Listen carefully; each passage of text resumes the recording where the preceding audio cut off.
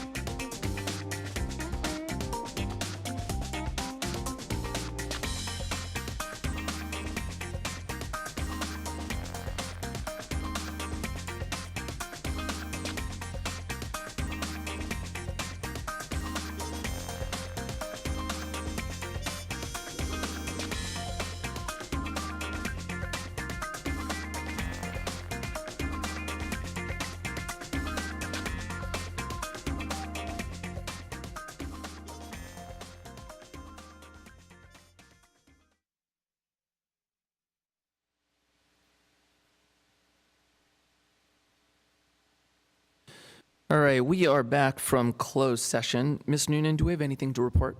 Nothing to report. All right, thank you. If you are able, can you please stand and join me in the Pledge of Allegiance?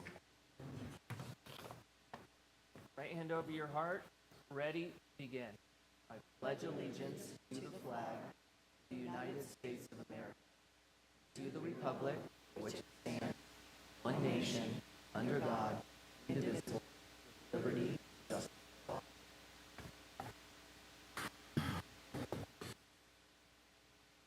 All right, next we have a special presentation, so I'm going to go up to the podium. Just give me 1 second.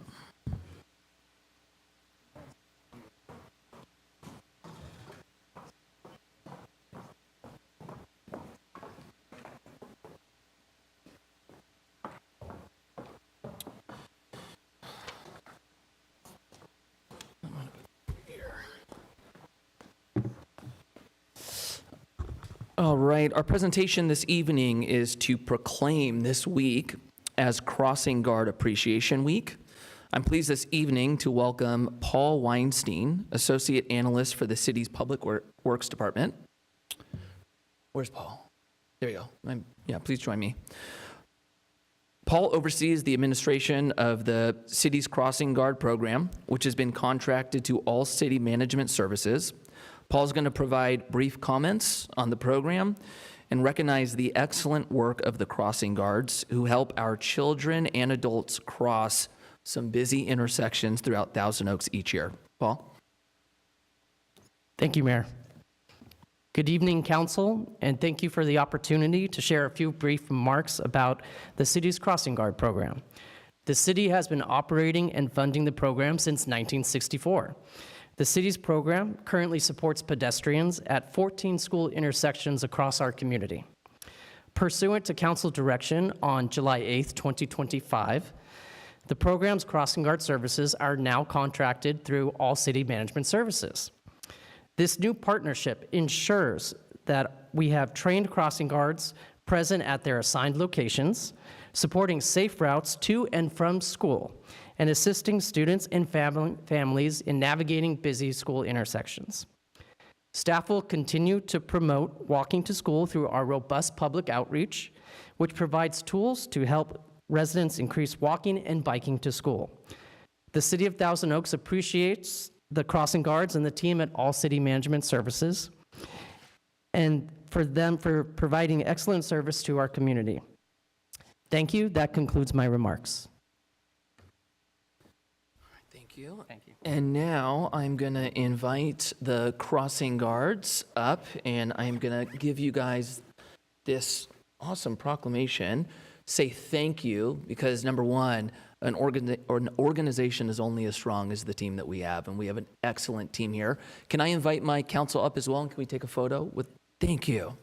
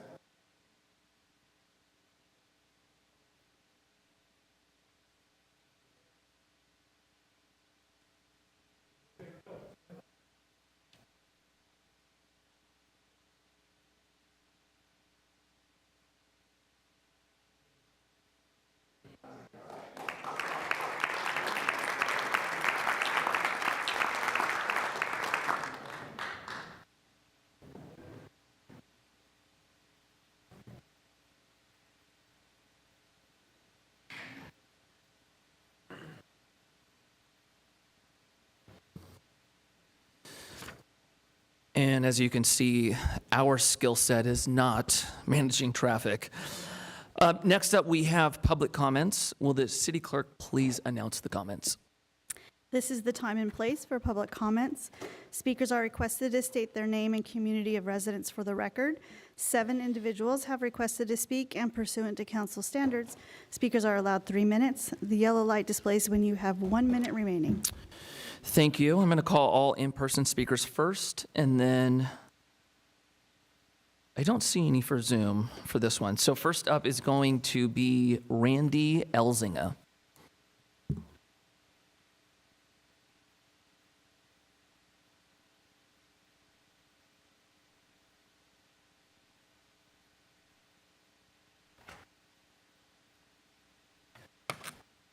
Good evening, Honorable City Council, council staff, and audience.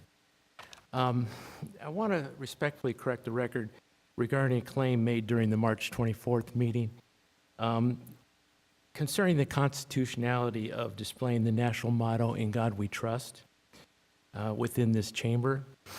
At that meeting, a woman named Ina asserted that such displays are not supported by case law.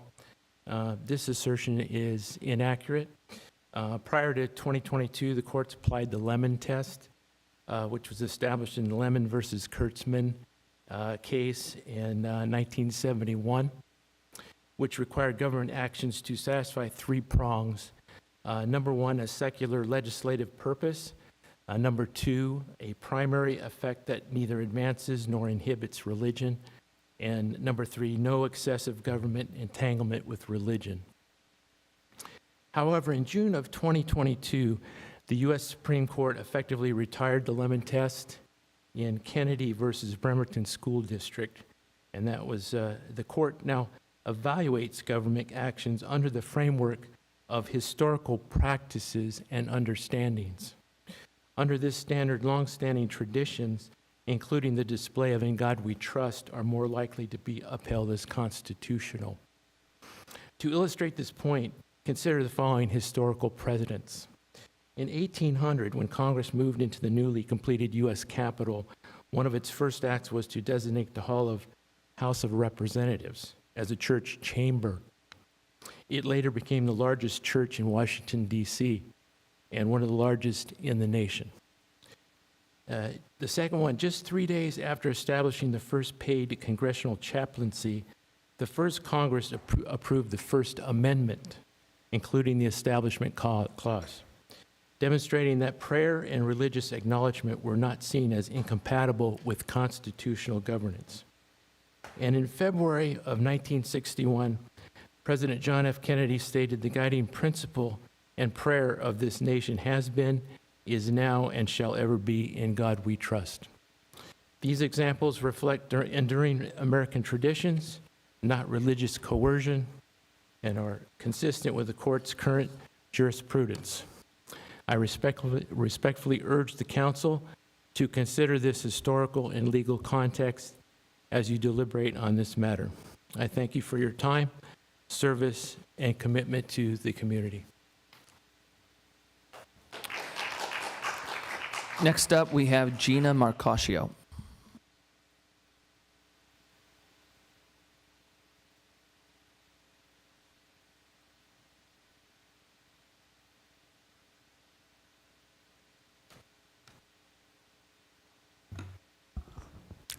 Good evening, Honorable Mayor and members of the City Council.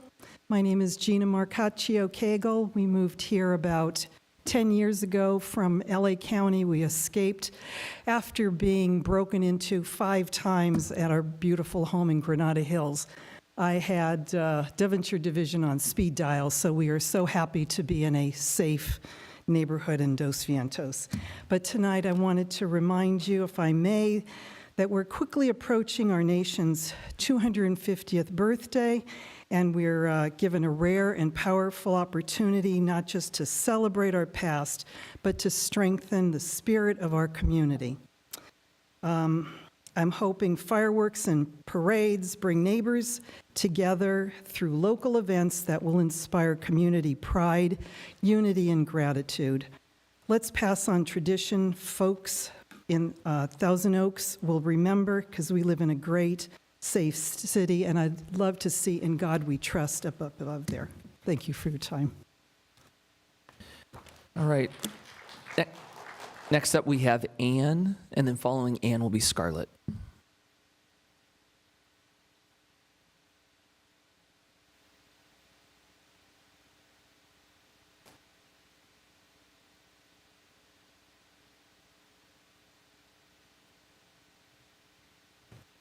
I'm so sorry. I don't hear perfectly well, but good to see all of you. Thank you for your time.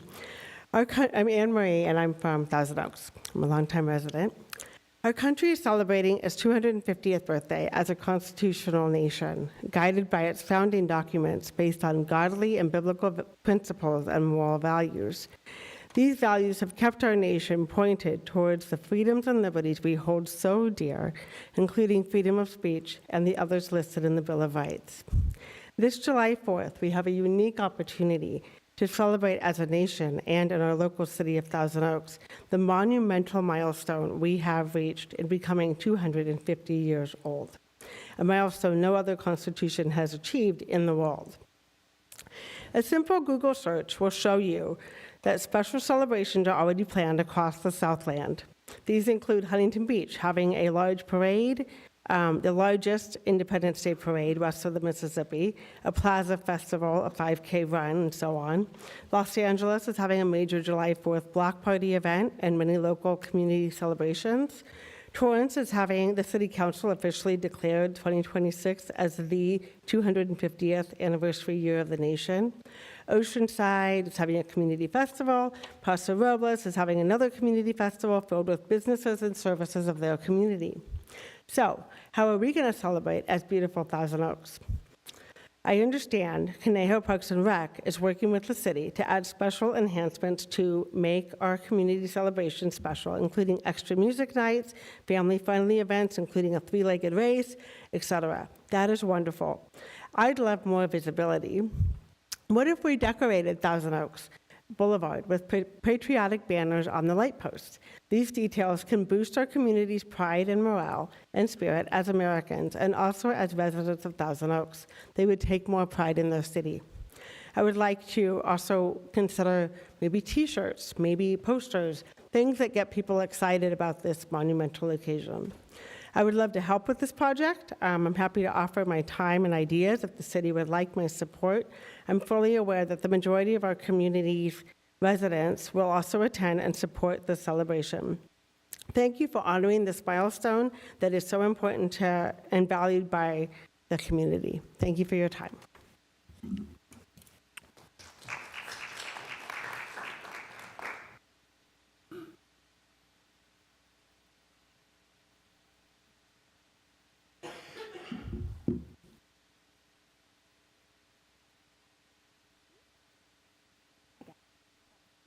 to share? We're good? Okay. Hello, Council. I am Scarlett of Thousand Oaks. Thank you for your time this evening. So is the picture up? Can you all see it? Okay, so I wanted you all to let you know this is my dad, and that's his dog Spot. And yes, and that wagon, is that Americana or what? So my dad grew up in Tennessee in poverty. No running water, no electricity until the age of 16. And with the opportunities afforded in America, he went to high school, he went to trade school, he became an auto mechanic, he migrated to Michigan and found a job working as a mechanic for the City of Warren Police Department. And through that, he was able to make a way for our family. So again, with the blessings of liberty that flow within America and working hard and working smart, he was able to go from poverty to flourishing in the suburbs. So I wanted to take my children on a pilgrimage to Tennessee to see where my mom and dad grew up.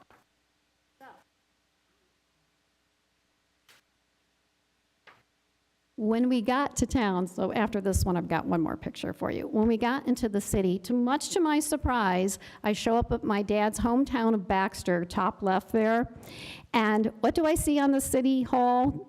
To my surprise, "In God We Trust," our national motto. I go to my mom's home city of Cookeville, Tennessee, and on that city hall, on all four sides, is our national motto. Interestingly, my grandfather served an elected office in that very building. So I wanted to share that and let you know. Those are my boys in this photo, and that's the city I grew up in, and that is the city of Warren. I take my boys there every year, and every year of their lives, I've taken a picture of them in front of that sign at the city hall, established 1957. Now, recently I was going through my mom's china cabinet, and I came across this memento from 1976, the bicentennial. This was issued out by the city of Warren, and it says Bicentennial 76, Warren, Michigan. On the other side is the city seal, flanked on each side by the date of established year to 1976. I could see something like this, doesn't have to be glass, but commemorative items by the city of Thousand Oaks have that 250th, supercentennial Thousand Oaks seal. We were established 1964, and then put 2026 on there. Sound great? Thanks, guys. Thank you.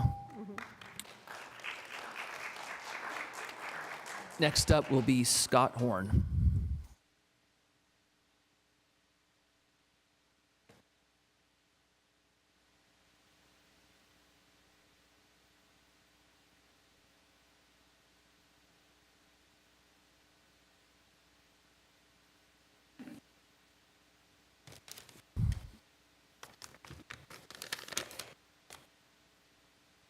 Hello, City Council, staff, and people of the Conejo Valley.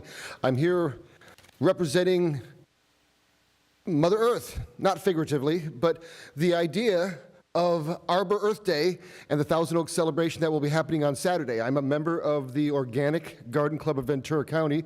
We'll have a booth there, and I know that the city is big on this, and we thank you for producing this event. And I wanted to also mention that the Organic Garden Club will have a booth at this event, and we'll be giving away plants and celebrating all things natural, and it's going to be pretty darn nice. We got great weather right now. They're predicting that Saturday will probably be the best day of the week. I also wanted to point out that Thousand Oaks' own John Brooks from the Sustainability Department will be at that event, and he's also going to be our featured speaker at the Organic Garden Club meeting next Tuesday, the 18th. It'll be in the the Newbury Park Library from 6 to 8 o'clock. So if you want to see John's sustainability current spiel, he'll be out there for us. And I'd like to invite everybody there. And you can probably get some free plants, something great that'll make your house better, and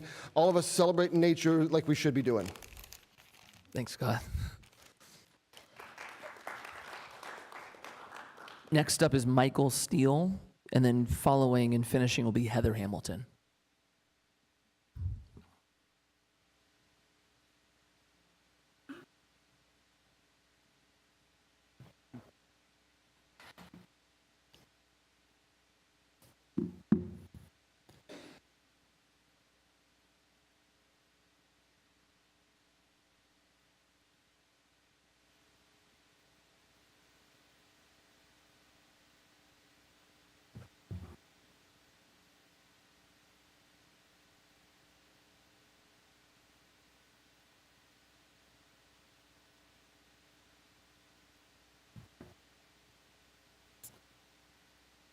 Good evening, City Council, Mayor Taylor, everyone else in the audience. So I'm here tonight, and there should be a document in front of you, 89 Traders to California. The reason I thought it was important to share this with you, I believe Andrew Powers saw this a little while back as I shared it with Jackie Irwin at one of her street side sessions. And the reason I'm bringing this up today is because Jackie Irwin is a politician I'm not a fan of. I typically call her a snake in the grass in public, and I don't want that for any of our current or future politicians in this state. And so understanding perspective of our actions and what they appear on this side, I think is very important as citizens. We need to show up as a mirror and help you in the seats understand how we are seeing things. And so a couple weeks back, we talked about the solar panel programs and the EV programs that we're getting a bunch of money to get installed for the city. And the reason why I'm sharing this is because somebody earlier in that meeting had asked if all of you are aware of your oath and had sworn to defend that Constitution. Some of you raised your hand, some of you didn't, you were reticent. And so if you notice on the very beginning here, violating the First Amendment and dereliction of duty and their oath of office. So that may or may not have come as something that Jackie Irwin was aware of when she signed the bill that's within this packet, which is AB 2098, which silenced doctors during COVID to express their opinion. That's obviously the First Amendment protected, but it didn't get rescinded until the following year due to a lot of pressure. And the reason why I'm bringing this up is because it went not publicized, but Newsom took credit for it, saying that should have never passed as legislation, but he signed his name to it. Right, so that was spoke to him being comfortable with signing something and then hoping that nobody was going to pay attention.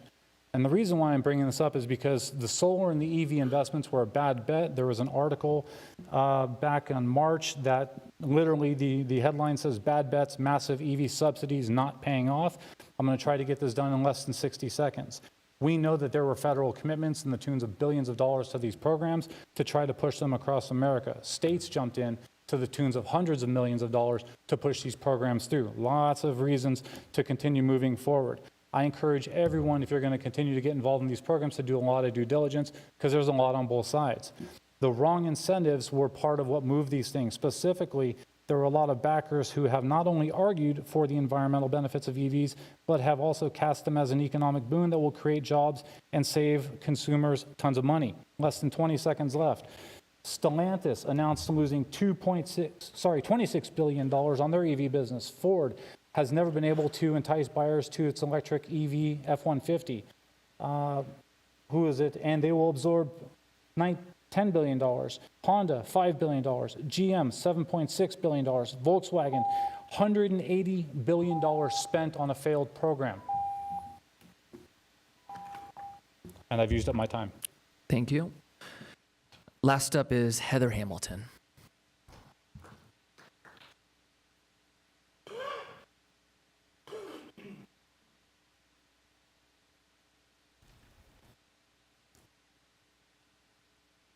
Hi, I'm Heather. As of April 13th, in the 805 area code, 1,839 people have been taken and placed in detention centers. 839 from Ventura County, 49 from Thousand Oaks, and 19 from Newbury Park. And I already know how this goes. Someone's going to clip me, they'll put this online, and I get really lovely comments that my teenagers get to see about me. And it's interesting, because the people who say the harshest things about other human beings often have a Bible verse in their bio and a flag on their page. and et cetera. And there's the other side, the people who leave really nice comments, who care, and I would call them the love your neighbor type people.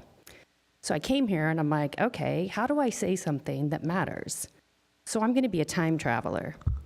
And I'm going to imagine 20 years from now when I'm sitting with little children who have no clue what time frame they've been born into. Kids that have no idea about social media or anything else. And these kids are going to ask us, what were you doing when people were placed in detention centers? What were you doing when people were talked about like they didn't matter? What were you doing when you saw that people were sleeping on the floors, under bright lights, 24 hours a day, in conditions none of us in this room would accept? None of us. So I came here tonight to make sure I had that answer and to put it on the record that I saw it and I said something. Because history shows us that there is a right side of history. And if there is a right side, there is a wrong side. And anytime we choose policy over humanity, anytime we start talking about people like they are less than human, there is always a reckoning. And when the institutions that are supposed to guide us, our government and our faith communities, when we lose trust, things start to unravel. And it makes me think about Dietrich Bonhoeffer. He is someone who lived through a time when people had to decide where they stood. And history became very clear about who got it right and who got it wrong. So I just want this on the record. So when my kids can see it and all the mean haters come into my comments, that I stood on the side that did not ignore human suffering. That the side that doesn't dehumanize people. And the side that remembers that dignity isn't something you earn, it's something you are given by simply being a human. And I know people disagree, and I know this is emotional. It is for me. But history has a way of telling the truth. So I'm putting on the record that I chose and I saw humanity, and I'm not alone. There's a lot of good people who see it too. And at the end of the day, these are all human beings, and that they matter, and we should not be treating people the way we are treating people. There is a better way. Anyway, that's it. Thank you. Thank you, Heather. Does city manager have any comments on the public comments? Just very quickly for those wanting to track along, toaks.gov/250 is where we are putting an ever-evolving list of activities that are taking shape there. One of the big areas we're drawing emphasis to is our block party permit opportunities there, which is really a nationwide effort to encourage more neighborhood block parties. We have our process up there, very nominal fee for that, along with all of our activities, including our big fireworks celebration. There will be more to come in the months ahead. All right, next up is the consent calendar. Does anyone have any questions or anyone like to pull any items? Mr. Newman. Thank you, Mayor. I'd like to pull item 9F. 9F, as in Foxtrot, All right. to ask a couple of questions. Sounds good. Does anybody want a motion to move the remainder? Mr. Mayor, we do have 3 speakers on this item. Take it before? Yes, please. Let's do that. All right. Next up, we have 3 speakers. So first up will be Jackson Piper. And is Jackson Piper in person today? He's on Zoom. He's on Zoom. We Okay. did not notate that. Jackson, I didn't see the Z and got excited that I might be seeing you in person today. Sorry, not today because of work. Someday. Someday, definitely. I'm here to speak on item H in the consent calendar, so I don't know if you wanted to have me speak now or later on. Go ahead. You can go now. Okay, thank you very much. Mr. Mayor, members of the City Council, you know me, I'm always here speaking on housing issues, and while I understand that this is a done deal, so I'm kind of commenting after the fact, and I understand that the city wants to maintain quality control over its projects happening within the city. I absolutely agree with the city having some control over the design elements of the projects. I did want to bring up the idea of how this may impact affordability and the production of affordable housing in Thousand Oaks in the future if this becomes a trend. So as you all, I'm sure, know, it takes multiple years to run a project through from its approval stage to its actual completion stage where it's ready to basically to be inhabited by the new residents that are going to call it home. This is true for market rate housing, luxury housing, and affordable housing as well. Unfortunately, because we absolutely need affordable housing more than anything else. So I got a little concerned seeing the city council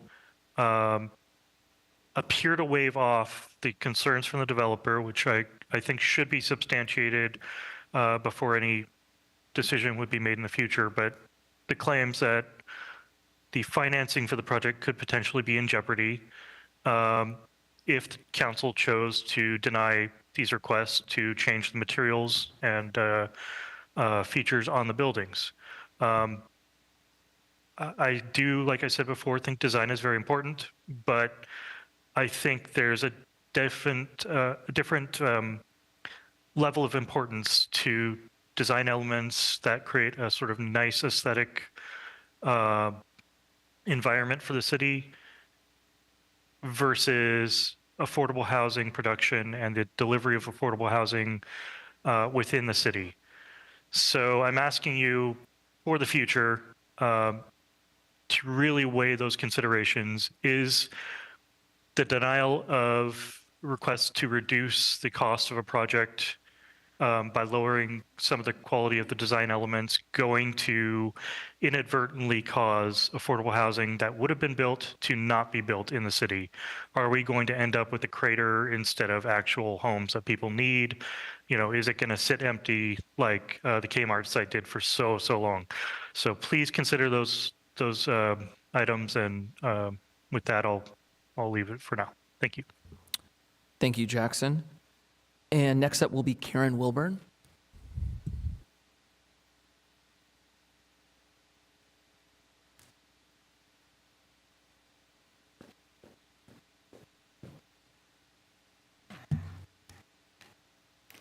Good evening, Mayor, Council, staff. Thank you for giving me an opportunity to speak. I'm Karen Wilburn from Newbury Park, and I'm here to speak on item F. I have some concerns and questions about the floodplain study that I'm hoping can be clarified. The original $262,000 study was expected to be completed by the spring of 2024. I kept following up with the city, and then I was told it was going to be ready by the spring of 2025, then the fall of 2025, then into 2026, and now we're moving it to June 2027, 3 years later than it was expected.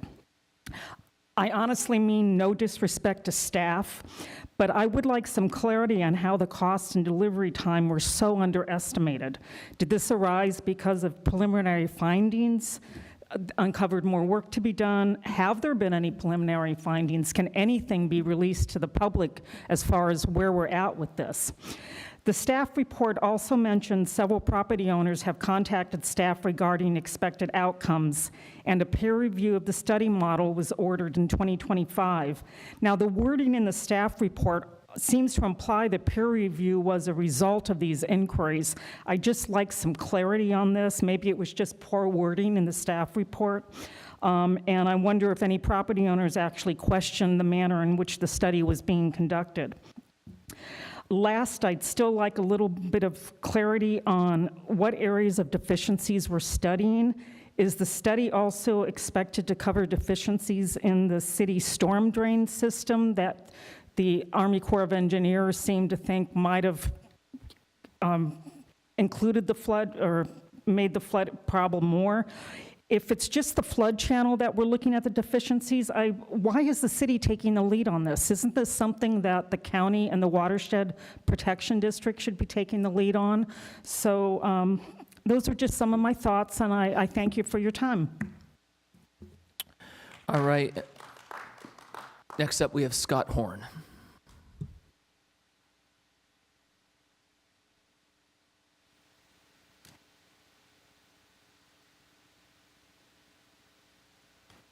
It's 2 for Tuesday. I'm back.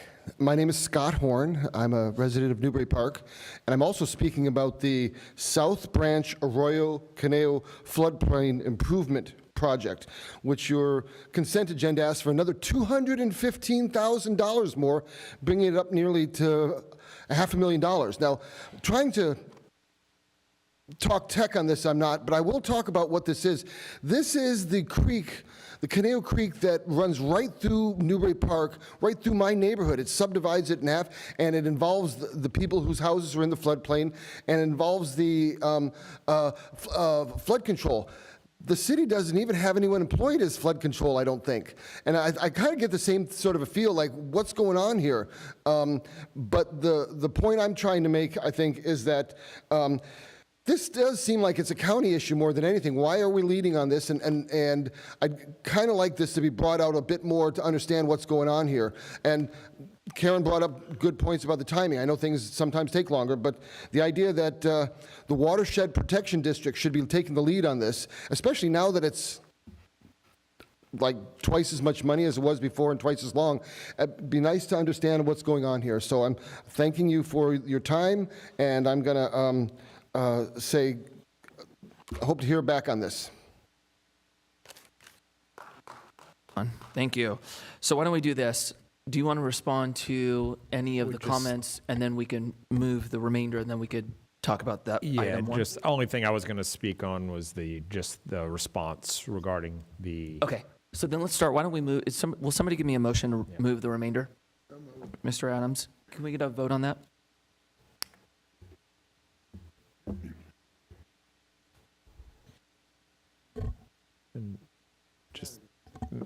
Just for clarity on the matter associated with the Hillcrest project, staff's been working since the day after the original council hearing with the applicant. We anticipate that that applicant may actually pull permits this week. So positive news, that project is moving actively forward.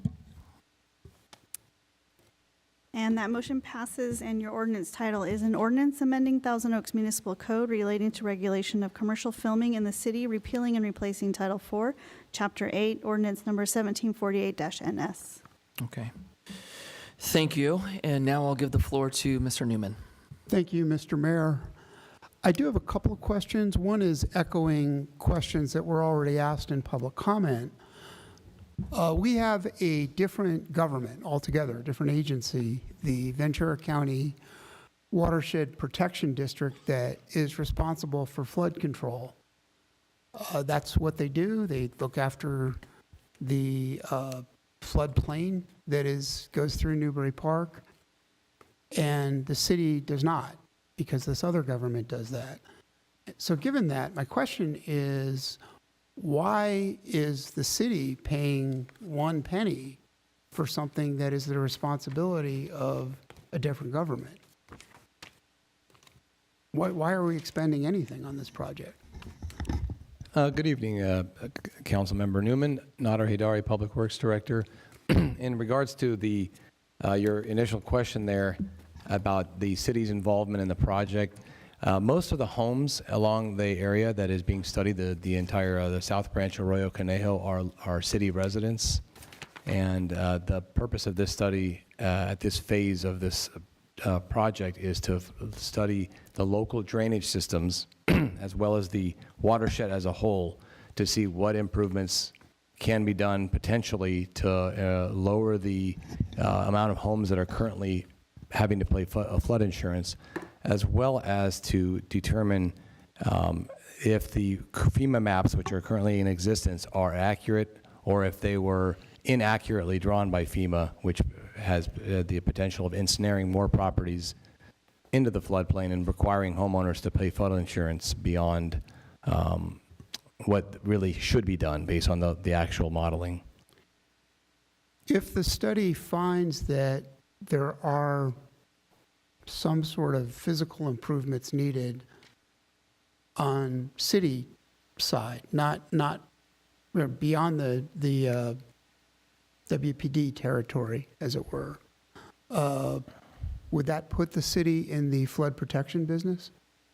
Say if the study says, a box culvert should go over here, would the city then also be doing what WPD is currently doing? Well, the city currently has an extensive storm drain system.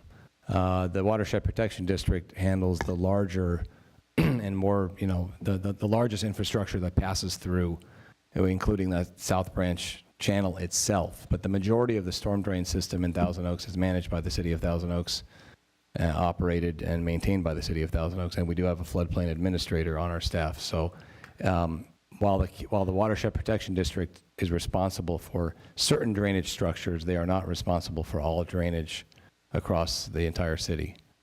Okay, and then my second question around this is following up on something you mentioned just before, that one aim of the study is possibly removing some homes from the floodplain area, if I understand correctly. That's one possible goal of the study? A desirable end result would be that several residents who are paying thousands of dollars a year in flood insurance premiums right now may not need to do that going forward in the future. Right. So given that, do you think that either through elevating those homes or just plain old just removing them without changes, would that have impacts on the floodplain downstream from the areas that are changed in some way or taken out? No, nothing that we are pursuing to do, and what we're doing, as I should mention, is in partnership with the county. The county is involved in reviewing every step of the study. Would result in impacts to any other property owners. Right, right. So just to walk through a simple example, if for example, the study recommended some elevation at some point to take some number of homes out of the floodplain, but it would raise downstream, there'd be another 100, 200, 500 acre feet of water to deal with. WPD would come back and say, hey, there would be this other impact, so let's work that out. Let's not have this downstream impact. Is that sort of the That's true with this study or with any other development, yes. Right, but there is, what I'm getting at is, there is this cooperative discussion Absolutely. between the agencies. Yes. Okay, very good. Thank you for answering my questions. Mr. Mayor, I am going to move to support this. I did have some questions, and I do have some concerns on this ongoing, which is, we don't know yet. Because the study's not finished and it keeps going on and on and on, who benefits? We won't know that until the study's done. And we won't know what it'll cost or who will pay. How much of this will be county? How much of this will be city residents? That's a concern. So this is not news. I've asked who benefits, who pays several times before around this project, and I'll continue to ask that. But given that we are in the discovery phase now and we need this new information to be able to answer those questions, I'm going to go ahead and move 9F and hope that we can get more clarity as soon as possible on this who benefits, who pays question. Thank you. Sounds good. All right, we have a motion on the floor. Can we call the vote, please?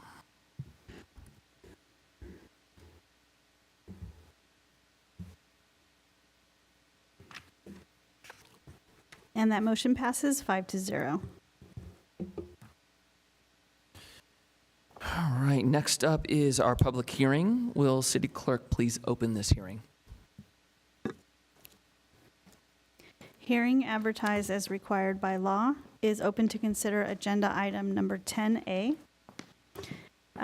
Purchase and sale agreement for the transfer of property to Conejo Rec and Park District, 524 West Jans Road. There are no speakers for this item.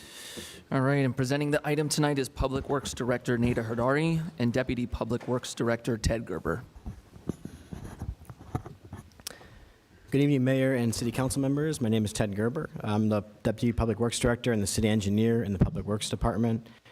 Joining me tonight on the dais is Nader Haidari and Noel Duran. Nader is the Public Works Director. Noel is one of our Assistant City Attorneys.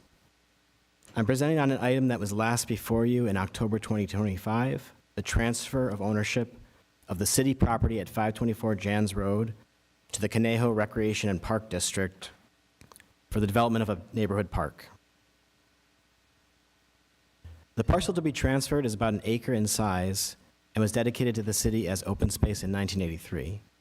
The property is situated among residential homes along Jans Road, west of Lynn Road, and is pedestrian accessible on both the north and south sides. At present, the property landscaping and irrigation is maintained by the City Public Works Department.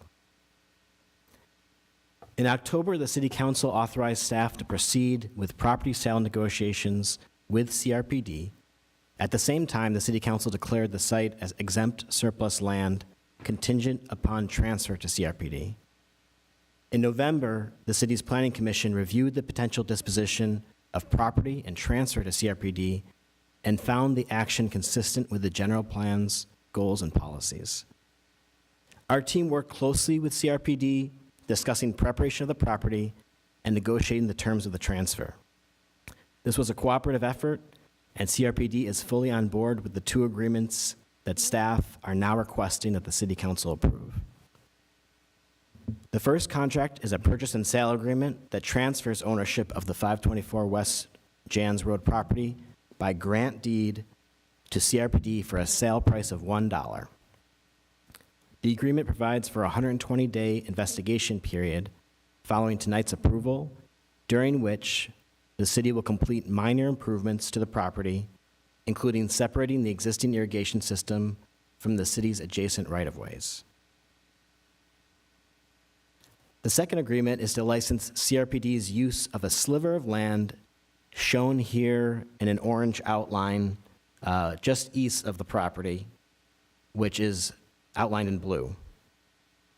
The orange area is currently a city right-of-way easement and not a titled property.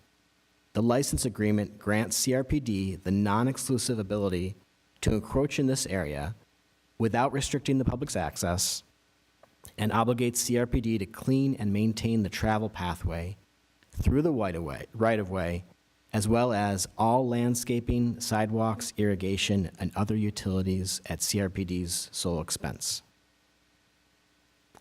This project was analyzed with respect to CEQA and found to be categorically exempt under Section 15.325, the transfer of land ownership, and further, none of the 6 exemptions identified in CEQA Guidelines Section 15.300.2 apply. Lastly, this item relates to several City Council goals as listed on this slide, and recommendations related to this item are included in the staff report and listed herein. Nader, Noel, and I are available for any questions. Thank you. Thank you. And does anybody have any questions for staff? No questions. All right, next up, I don't see any public speakers, is that correct? All right. So I'm going to close the hearing now. And would council like any comments or a motion? Mr. Newman. Thank you, Mr. Mayor. I will go ahead and move item 10A based on staff recommendations 1 through 4. May you please call the vote?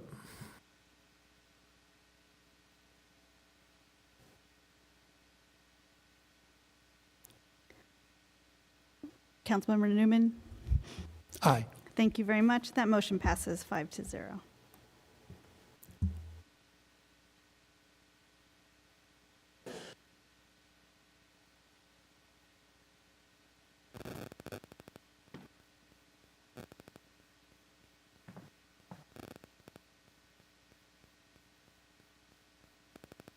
Next up is our first department report, and presenting the item tonight is Los Virgenes Municipal Water District General Manager David Peterson.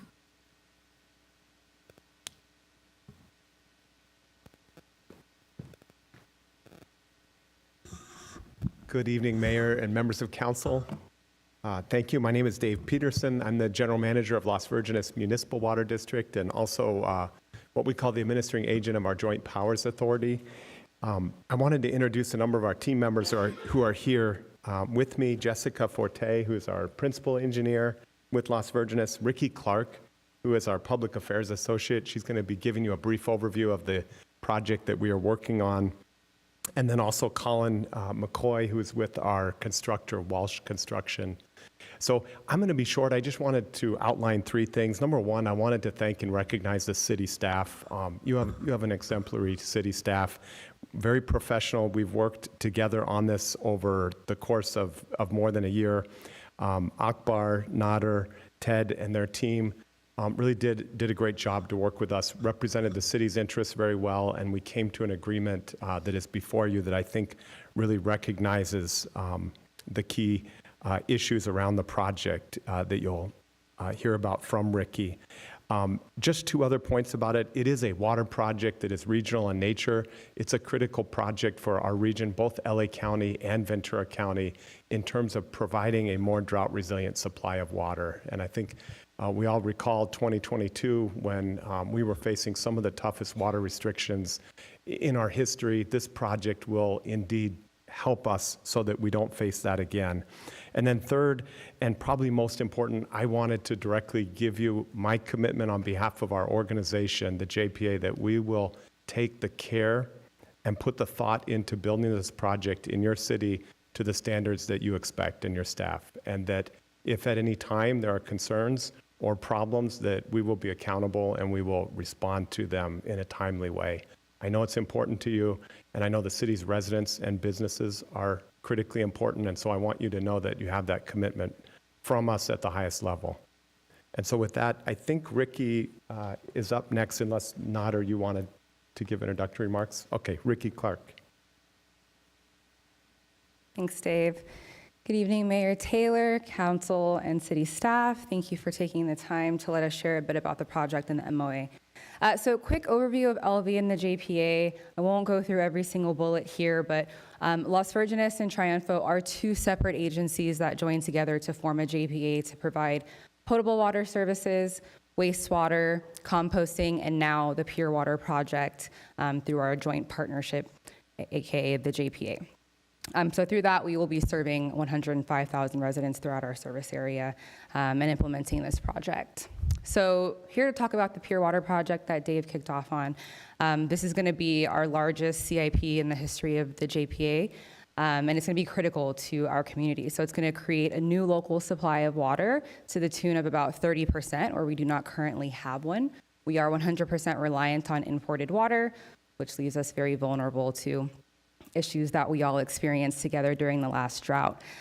This project will also allow us to satisfy a regulatory compliance need in Malibu Creek. It's a very highly protected and regulated watershed, and this project will make sure that we're no longer discharging recycled water into the creek by 2030, which is our deadline to get out of there. So again, this project really allows us to satisfy both of those key needs in an environmentally responsible way. Obviously, in creating a new local supply of water, it'll also improve our reliability and our resiliency. And finally, as you can see on the slide, we included a shot of the advanced water purification facility, which will be live in 2030. I know some Thousand Oaks folks were with us at the site this past Friday celebrating the groundbreaking. We are now just a few years away from what is going to be one of the most important projects in our region's history. And this is just what that process looks like. So the crux of the Pure Water Project is the advanced purification process, and that'll take recycled water that we treat at Tapia, send it through that advanced purification process, and create that new supply of water. And this is really what we call bringing our water full circle. We've been in the business of beneficial reuse for decades now. And now we're going to take it a step forward, making sure that we're no longer throwing away a product that can be very useful for us and for our residents, as well as the entire region. So when I talk about some of these benefits, those really are specific to our service area and the residents within us.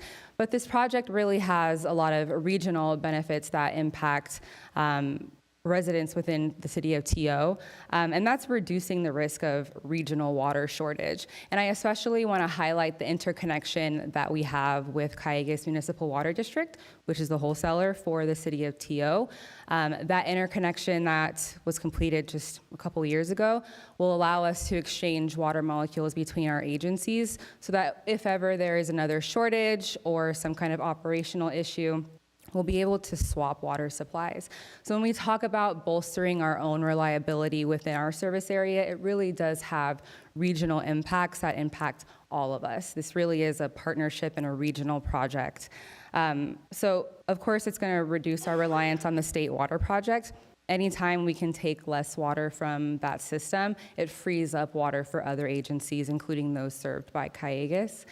This project will also increase operational flexibility in our drought years, and like I mentioned, reliability for the whole region. And finally, it'll allow us to pull additional waste streams to connect to the reverse osmosis concentrate pipeline. You will also hear me refer to that as the ROC or the brine pipeline. All right, so just touching a little bit on the memorandum of understanding that Dave spoke to. Really, the purpose of this is to facilitate the installation of that brine line. And I just wanted to highlight some of the key components. And the main one really is establishing that the JPA will serve as the lead contracting agent and project administrator. It also establishes that we'll cover costs for pavement restoration, as well as some other construction specifics across Conejo Canyons Bridge specifically. So also maintain that the city will retain a fiber optic installation, and finally establishes a shared utility easement for future joint infrastructure needs between the JPA and the city of Thousand Oaks. And of course, the MOA establishes continued information sharing and collaboration between our two entities throughout construction. We're really grateful for the collaboration we've had with the city thus far, and we want to keep that line of communication open. Now, on to everyone's favorite part, construction impacts. We are not here to minimize or make light of what that is going to look like for residents.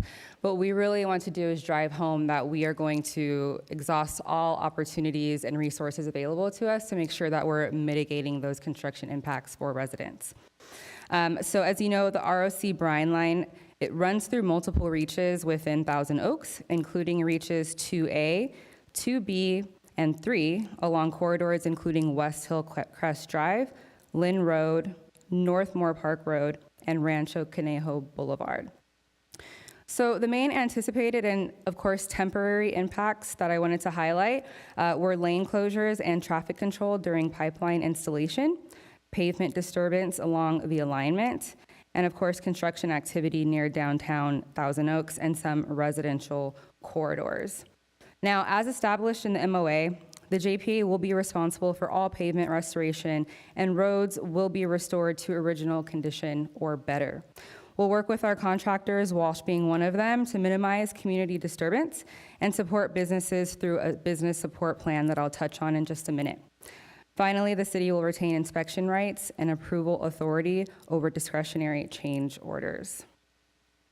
So here I just wanted to include a snapshot of that pipeline installation schedule. And again, I just want to reiterate that we are not here to sugarcoat what this impact is going to look like and how it, is going to impact residents and businesses. But I want to drive home that these impacts are temporary, and we're working jointly to ensure that we do everything we can to minimize them and leave your streets better than we found them. All right, so obviously a project of this scope requires significant outreach and communication with impacted parties.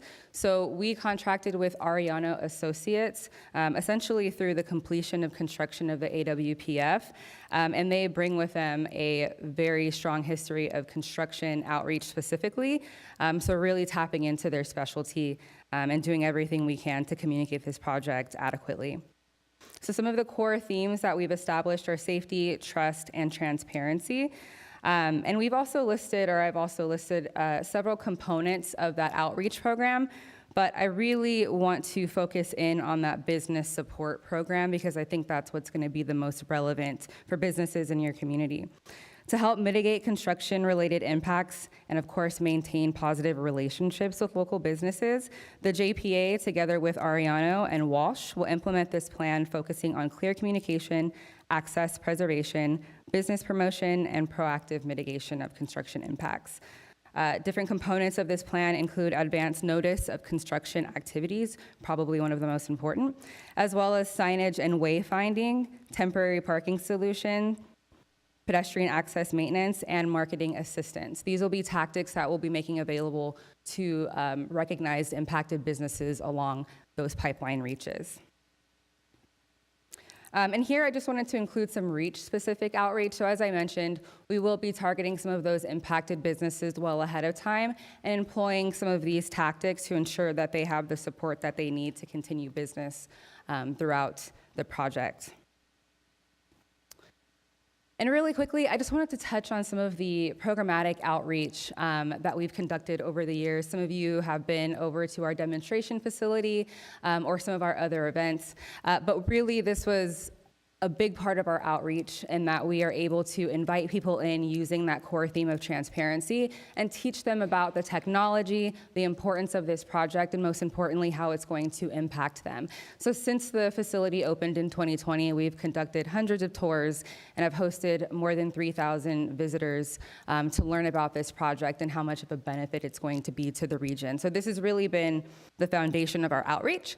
And it's also allowed us to get a little more creative with our outreach, including several pure water tasting events where we partner with businesses throughout our service area to create their flagship product using pure water from our facility. So it's a really fun, engaging, and creative way to get people talking about pure water and also to get them into our facility to learn about the ins and outs. So this has really been the foundation of our outreach, and it will continue for the next several years throughout the construction of this project.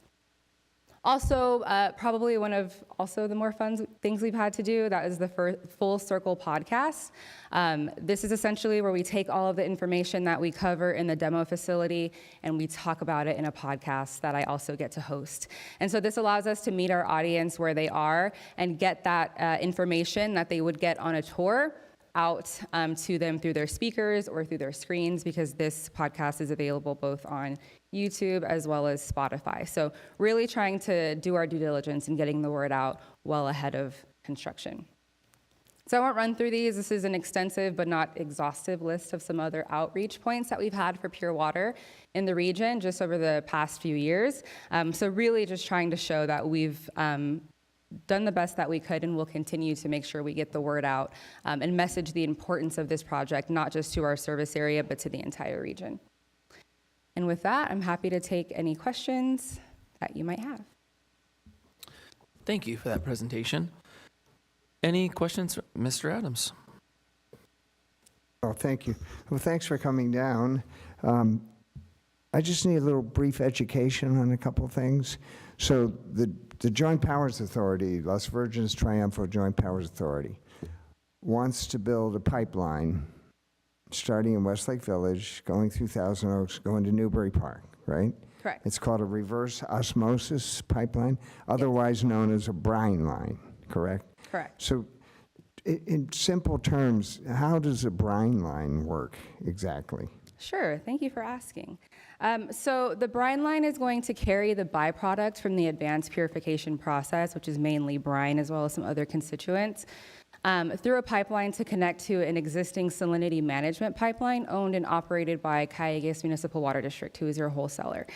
So that pipeline already exists, it's already permitted, and it already has the outfall mechanisms out at Port Hueneme. So we will have to utilize that route to make sure that we are responsibly disposing of that byproduct.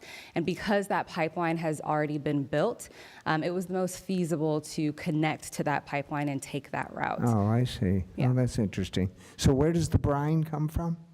The brine comes from the process. So it comes from our source water, which is recycled water. Brine, in this sense, is not going to be as saline heavy as like ocean desal, but there is some brine within our recycled water. It'll also carry out some other constituents that we're removing from this process. Okay. So that'll be coming from the Advanced Water Purification Facility in Agora. I see. So the brine will be flowing to the facility in Agora? From the facility in Agora. From the facility in Through Agora. that pipeline to an existing The other facility way. management. Yeah. Okay, got it. All right. Okay. And just tell me, as far as the people here in Thousand Oaks, you know, we talk about water and how we're 100% reliant on imported water, and we don't necessarily like that situation, but that's just the way it worked out. How is this going to reduce our imported water needs by 30%? It will reduce the JPA's imported needs by 30%. So not necessarily the citizens of the city of Thousand Oaks. However, we will have the ability to exchange water supplies with Callegues, which is the wholesaler of the city of Thousand Oaks. So once this facility is full scale, there is a very high chance that residents of the city of Thousand Oaks will be receiving a more bolstered water supply through that interconnection. So it really is increasing reliability for the entire region since we are all interconnected now. I see. Okay. So ultimately, the water will end up at Callegues and then could be distributed to us? Through the interconnection, potentially, yes. Oh, okay. Well, that makes sense. Okay. Mostly got it. But again, like I said, this 100% dependence on imported water really puts us in a lurch in a lot of ways, especially during drought time. So it sounds like this project's going to help with that. Yeah, absolutely. Okay. Thank you for coming down. Thank you. You mostly got it. Do you want to take a stab and all the way get it? If not tonight, I'd like to invite the whole council over to the demo facility, and sure. we'll wax poetic about all of it. Thank you, Mr. Engler. Yeah, thank you, Mr. Mayor. And Councilmember Adam, water flows downhill, so that might help with some of your understanding. Thank you for that, Bob. And I appreciate you coming over and speaking to us tonight. I regret I wasn't able to be at the groundbreaking the other day. Exciting times for the region to have this facility being, built in our neighboring cities in our region is a step in the right direction. I do have similar questions as Councilmember Adams. Adam, currently the plan right now is to take the reclaimed water and pump it into the Westlake Reservoir, I forget, the Las Virgenes Reservoir. Mm-hmm. And then we have the interconnection that comes out to Bard. Is there a plan is there pumping stations that could make that transfer? How would that happen? I'll phone a friend on this one. Dave? Sure, thank you. Good question. So Ricky mentioned we have this interconnection between Callegues and Las Virgenes, really a great investment that we made. So what we are working out, and I should mention, the JPA is basically a partnership between Las Virgenes and Triunfo Water and Sanitation District. I did want to recognize one of our directors, Carl Jarecki, who's one of your employees as well. He's actually the vice chair of our JPA. But with regard to the movement of water, what we are planning to do is work out an arrangement each year where we will actually physically move water through that interconnection.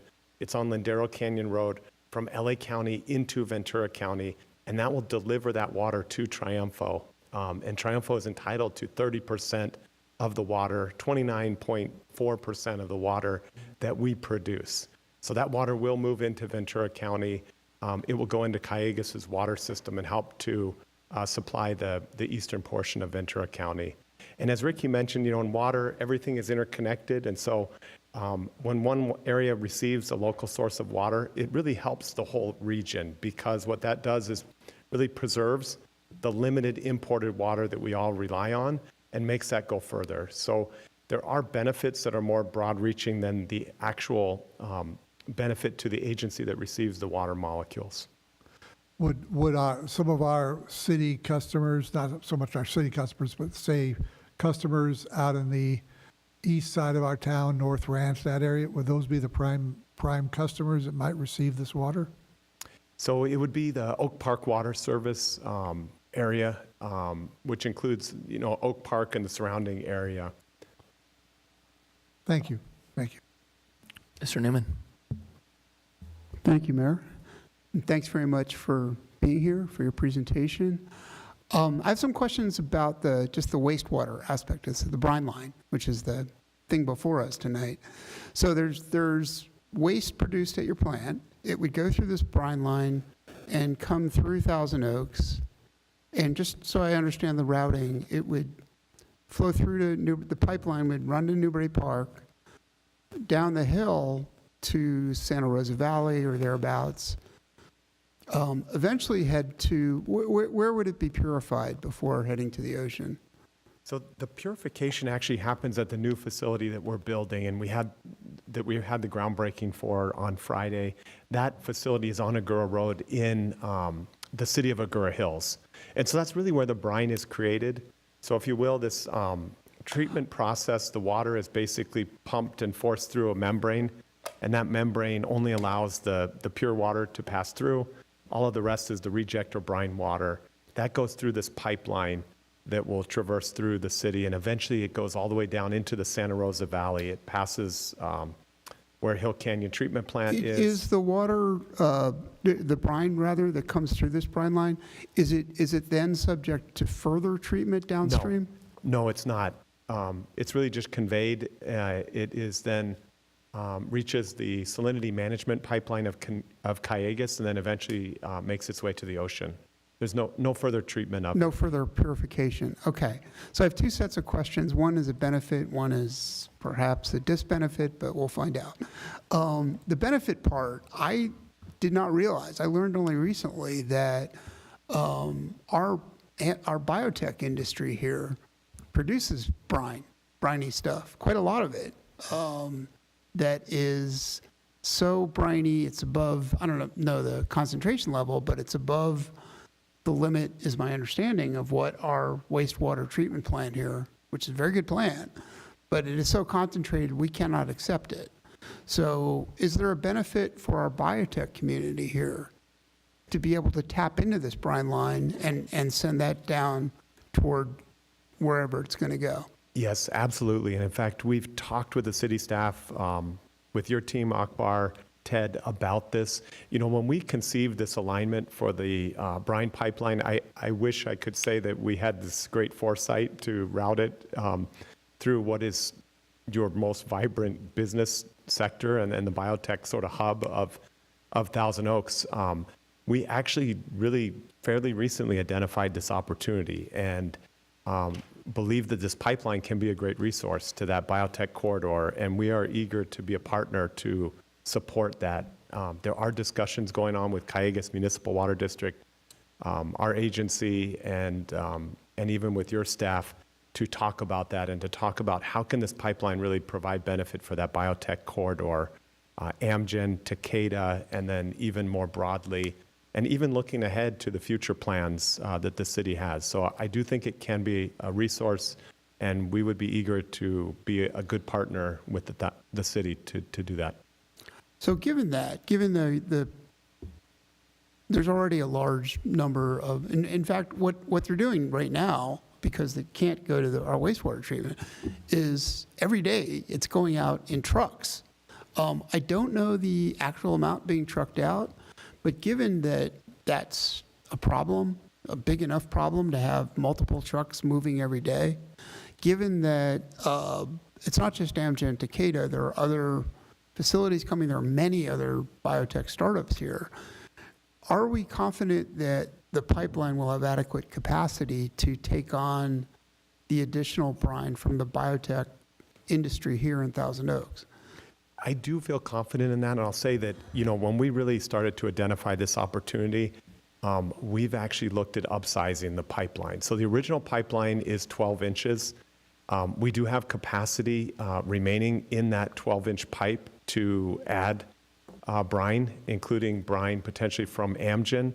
But as we've learned that there is more interest in this, we are looking currently at upsizing the pipeline from 12 to 14 inches.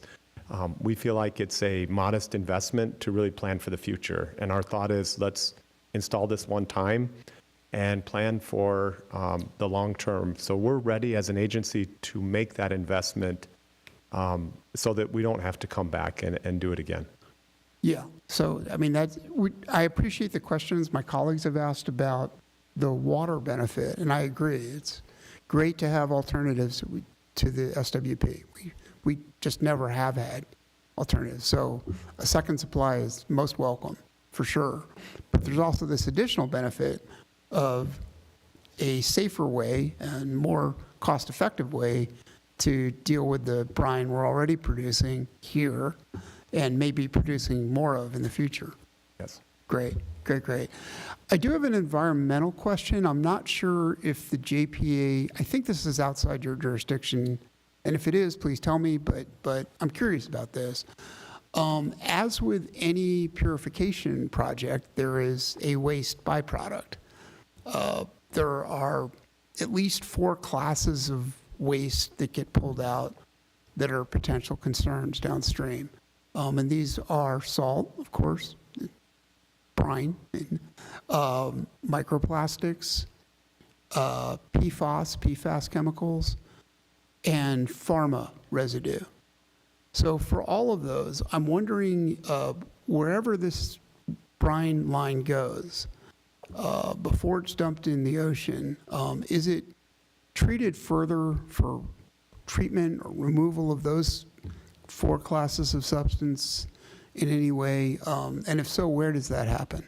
So not currently. It's not treated any further, and it's discharged through an existing ocean outfall that's in Port Hueneme. But you raise a really good point. I mean, this is an emerging issue of concern.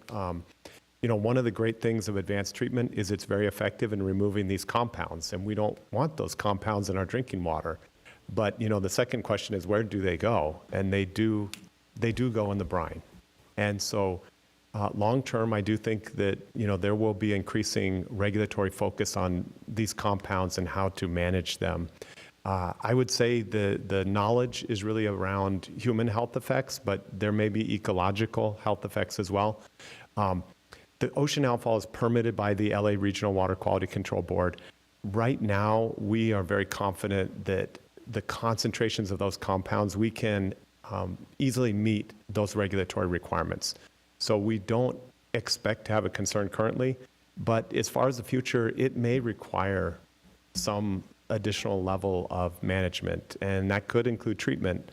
It's really too soon to know, but I do think it's an item that we'll need to watch and be mindful of. Yeah, absolutely. And I want to credit your agency. I have to say I was a skeptic even on the purification process. But having toured your pilot facility, you turned me around on that. You've convinced me that you can take something that is of questionable quality and have just 2 H's and 1 O at the end of it. And that's absolutely safe. But I would agree that this is an emerging area of concern. And then who's responsible and at what level? These are questions that many agencies, municipal and otherwise, are wrestling with. Agreed. Yeah. Thank you for those comments. Final question. I saw on their final slides some reference to pure coffee and pure gelato and pure beer. Are those going to be available somewhere? Yeah, we've hosted those events since 2022, and we have no plans to stop. So we'll at least be doing one more before the end of the year. Pure beer is a popular one, obviously, but we want to make sure we host something fun for those that don't drink. So stay tuned, and we will keep your council informed of that next event that we have. Really appreciate that. I'm sorry I couldn't be at your event Friday. I had an emergency come up, but really appreciate all this good info. Yeah, and we appreciate your support. And these benefits. Thank you. Thank you. Thank you.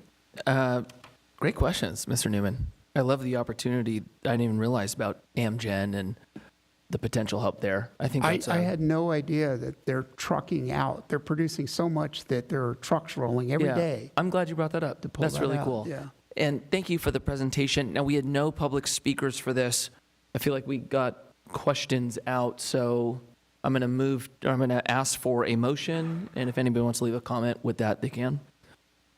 Mr. Engler? Yep, I'm happy to move the item 12A, 1, 2, 3, 4, and 5. And will the clerk please call the vote?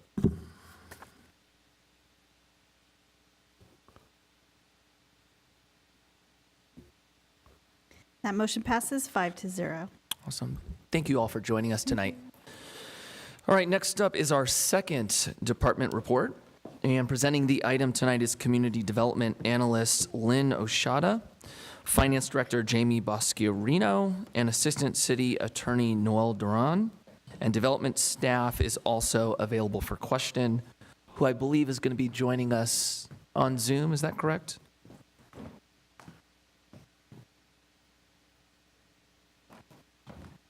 Maybe not. Did I make that up? Sorry, Mayor, can you repeat that? Do we have developer staff are available for questions as well? Correct. Yes, we do. Great. We do. All right, take it away.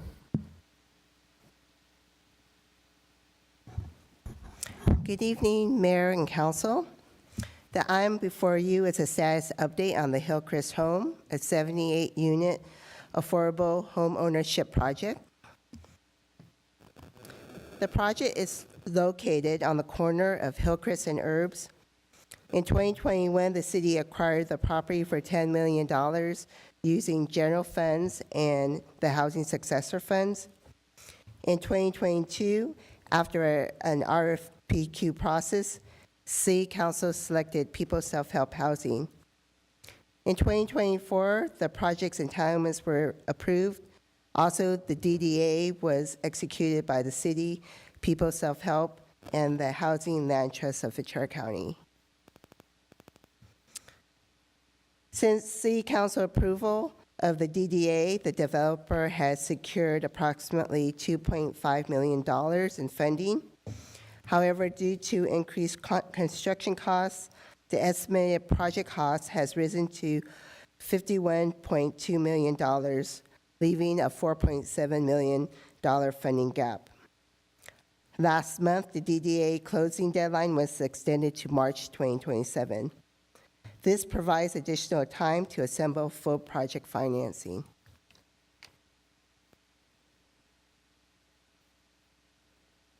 Since the DDA was approved, the project's funding mix has changed and now includes multiple sources with different affordable restrictions, timing, and compliance requirements.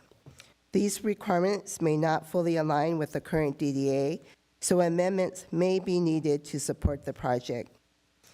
Proposed revisions may affect the project's budget and financing, the project timeline, the project scope, and the sales price calculation.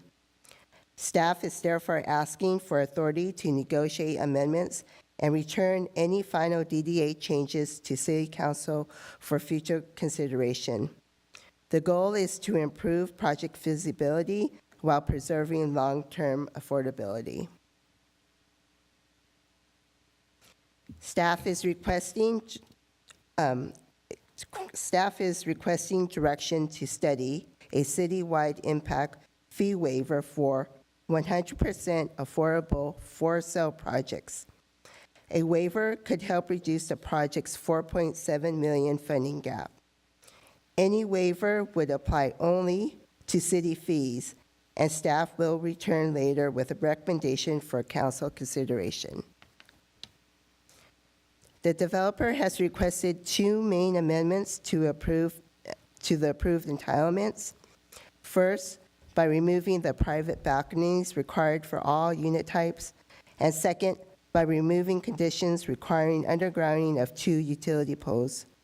Staff is reviewing the appropriate process to amend the approved amendments.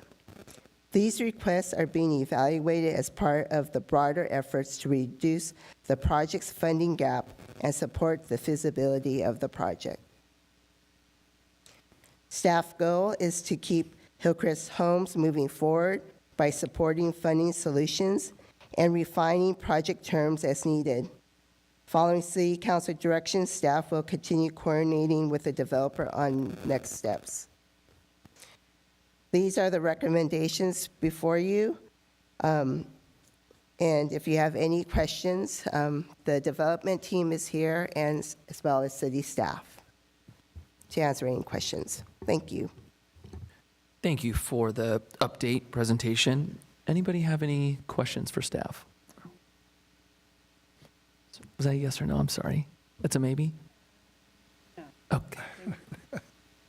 All right. We have no questions for staff. I don't as well. Next, we have, let me see what happened. I believe we have 2 speakers, correct? I lost sight of them. Yes. Okay, I'm going to go to my go-to and invite Jackson Piper, and then if I can't see the next, can you call it? Thank you. Perfect. Jackson Piper, welcome back. Thank you, Mr. Mayor, members of the City Council. This is kind of continuing a similar subject to what I was speaking on earlier about the cost of producing new affordable housing. And this is a very important project for Thousand Oaks. It's great to see affordable for sale housing being offered by this project in the city. So first I wanted to ask the City Council members to approve staff's recommendation to authorize the city manager to negotiate the proposed amendments. And next I wanted to ask City Council and city staff whether it's possible to also expand from just 100% affordable for sale housing getting a waiver to 100% affordable rental housing, and whether also individual affordable units in mixed income projects can also receive full or partial waivers of impact fees. I know impact fees are an important source of funding for city infrastructure, and I'm kind of thinking along the terms of, well, we need to fund city infrastructure, absolutely, and development should be part of that. The fact that we also need to increase our stock of affordable housing units and should be encouraging through any means the production of more affordable set-aside housing units within projects, as well as the 100% affordable both rental and for sale projects. It just seems right to me to try and set aside the impact fees for those units. So that's my request, and otherwise I absolutely encourage City Council to move forward with staff's recommendation on this project. Thank you. Thank you, Jackson. And next up will be Jason Gaffner.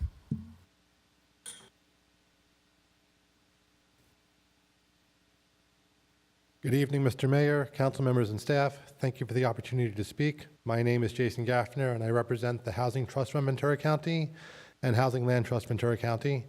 I'm here in support of staff drafting an impact fee waiver ordinance for affordable sale housing.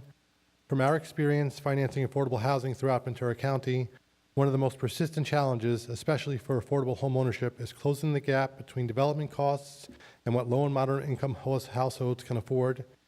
Even with public land contributions and layered financing, for sale projects are particularly sensitive to upfront costs. Fee relief is often a critical tool to make these developments pencil and move forward. Thousand Oaks has already taken an important step by acquiring and donating the site, but development costs remain a major barrier. Impact fees, while important, can significantly increase the cost per home and make these projects even more difficult to deliver.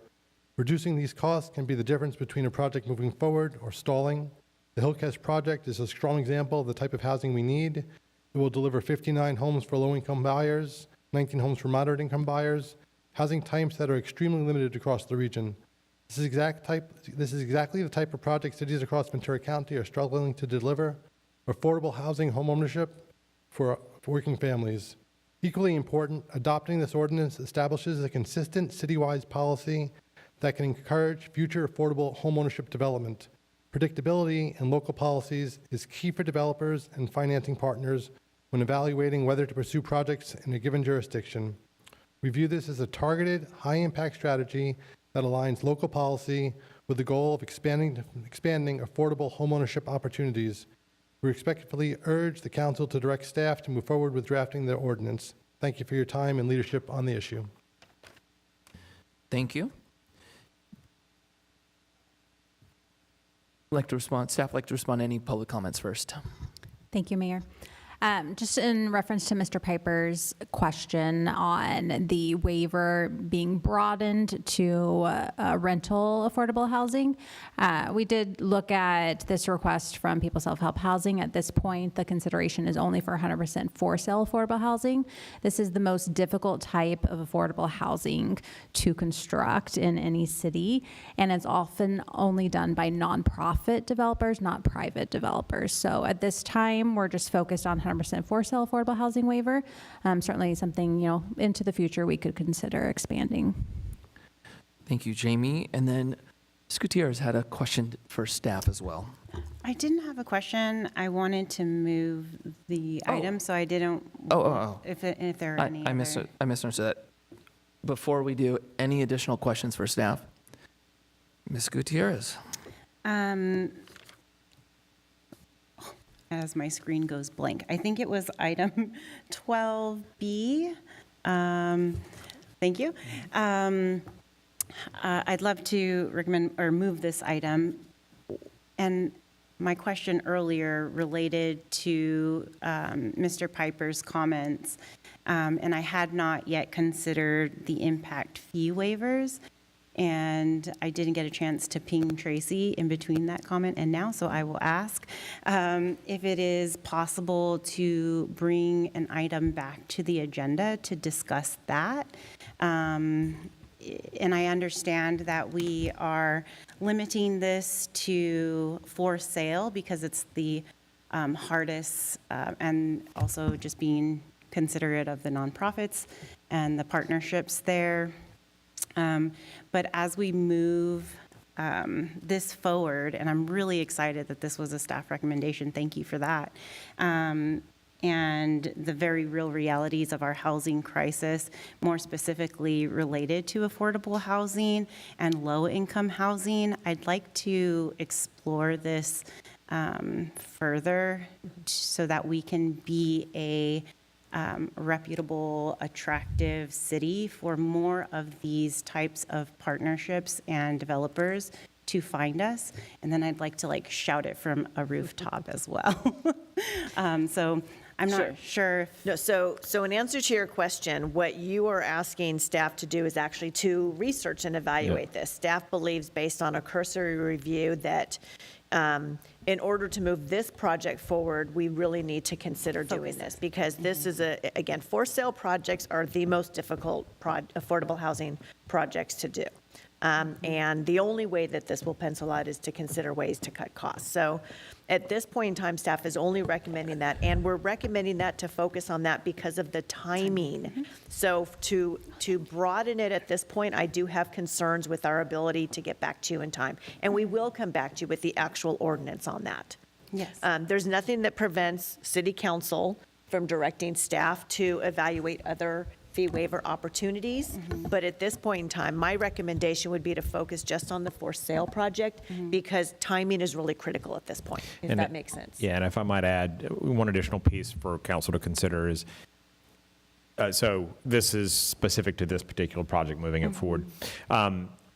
As we have potential 100% rental products coming forward, will be an opportunity that we could contemplate that ask would likely come throughout that process.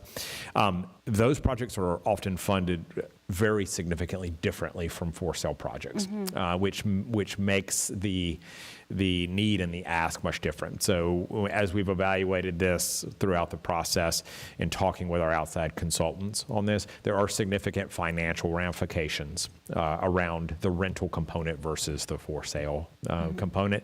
And so we can certainly have those discussions as we move forward for sure. The key consideration here tonight is the urgency around the for sale component. Yeah, I understand that. That's my attempt at separating them and going future looking, can we agendize this? So I'm happy to move the motion as recommended, 12B, 1 through 3.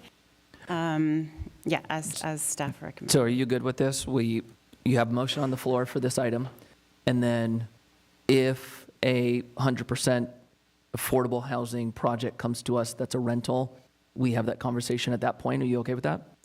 I'd like it to be more solidified as a conversation we're going to have regardless of the project presenting itself first. And the reason is I'd like to become a more attractive city for these projects to find us, so that, to make it more appealing. Okay. And we can, I don't want to deter from the conversation at hand, because this is project specific, but waiting for another project to arise to have the discussion, I don't know that that's, I would love to hear what other council members. Okay, Maybe what I could suggest here, we do have to come back for the ordinance. maybe we incorporate a piece on that, allow we can incorporate some of the findings we have on the rental piece. You can have that discussion at that time as well to see if there's a determination or a reason to go further at that point in time. So that'll provide you and afford you an opportunity to have that discussion along with this on that same timeline. It won't be probably the full deep dive, but perhaps we could have Kathy Head join us for that piece and we can have that conversation at that point in time. That way we're not slowing down the one item and we're actually being responsive to this item as well. Yeah. Sound good? Yes. Okay, awesome. Mr. Newman. So I had two comments, but before I do it, I just want to understand, Councilmember Gutierrez, you have moved the item before us, correct? Based on staff recommendations, correct? Thank you. So I want to make two comments on this and the reasons I strongly support your motion. One is this whole question of why are we making changes in a development agreement tonight when in our previous meeting on March 10th, we were unanimous and adamant against making changes to a development agreement. No one ever said, ever, that development agreements inherently are etched in stone and cannot ever, never can be changed. We haven't said that. In fact, we make changes to DAs all the time. Most of them are minor in nature. The other key point, and it's really salient here tonight, is there's agreement. There's a meeting of the minds between this council or this staff, and I appreciate all the work that you've done to get us across the line on this. There's a meeting of the minds between the city and the folks building this project. That's a significant difference from the hearing we had the other night where we were conceptually pretty far apart. So I'm really pleased to see changes here tonight because they will result in getting this project done, which I fully agree is really necessary here. On the other question of future contemplated changes to impact fees, at a 50 bazillion foot level, I agree with you. We should be a more attractive place for projects like this. There are a couple of process issues here. One is Brown Act. The question before us tonight, the only question, is these changes to this development agreement. So that's what you've moved. That's what we'll vote on. The other is I, too, would like to have a discussion on that at some future time. But I appreciate the points Ms. Boscarino, Ms. Noonan, Mr. Powers made, that one, it's different. The mechanics, the finances are different. And two, it's going to take some analysis, right, to figure out whether it's a good idea and what situations it might be a good idea. I'm certainly not opposed to having that discussion. I think we should. But that's a longer and different discussion. Please. I just want to clarify, I'm in full support of this project, and I think the differentiator here between the previous project and the changes that were being asked is there's a clear community benefit here. And I think that was my what I was trying to speak to secondarily for future, not to convolute this moment, but because I think it was a really great idea and an opportunity to really solidify the partnership and the feasibility of that property and those homes for sale homes coming to fruition. So I appreciate all the direction by staff and research and work and just bringing this forward, but wanted to just further clarify.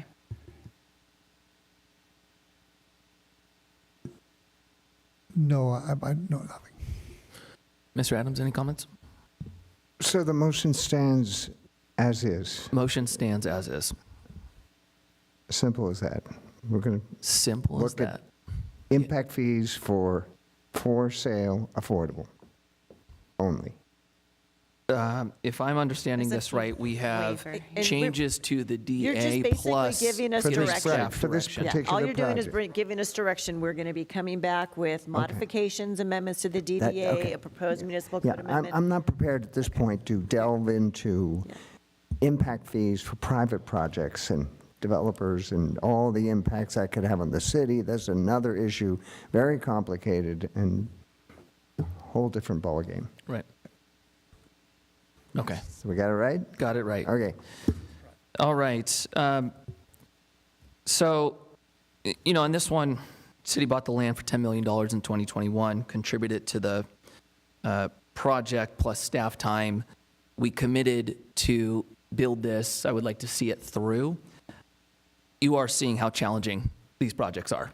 Like, you know, $12.5 million in secured grants, still a $5 million gap. You know, looking at slashing fees to get there, it's just showing that it's very, very difficult to bring a for sale, affordable housing project online. So I think all the asks are reasonable. I would like to honor what we set out to do, which is get this thing completed. So I think that is a... Could I just add one thing, Mayor? Go ahead. I mean, I didn't mean to sound negative about the project. It's a great project. I voted for it initially. Not often do you hear the word affordable and for sale housing in the same sentence. And thanks to some careful planning here by our staff and the city council, we've managed to get to that point with this Hillcrest project. Eliminating the cost of the land certainly has helped, but even with that, you can see the problems nonprofits have trying to fill that gap. Yeah. And it's a challenge. So, but I'm sure we will. And I'd like to see more projects like this in the city. You know, I really think we need to strike a balance between the leasing and the for rental stuff that we're approving and the for sale as well, because that's how we've all built wealth over time. And I want the younger generation to have that same opportunity. Yep. Mr. Engler. Yeah, thank you, Mr. Mayor. I was just reflecting back on something that Mr. Adam has said, that when we first voted on this a couple of years ago, we were doing quite a bit of requiring builders to give us some affordable housing. I'm thinking of the project, Teal Ranch project, 54 affordable units within that project. Those are rental units. One of the missing parts of what we're trying to provide for our community is this for sale product at an affordable price point. And as all my colleagues have pointed out, the difficulty in doing that is patently obvious. The way we need to go forward is to make this happen. I don't think our goal has changed. We're presented with some circumstances now where we need to add a little bit more effort to push this wheel uphill. But I think the goal is still a laudable goal and one we should still strive for. That's right. All right. Motion on the floor. Clerk, can you call the vote, please?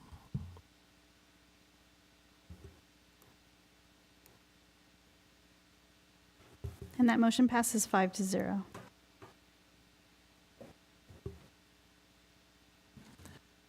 All righty. Next up is our final department report. Presenting the item tonight is Assistant City Manager Akbar Alakan. All right, Akbar, take it on.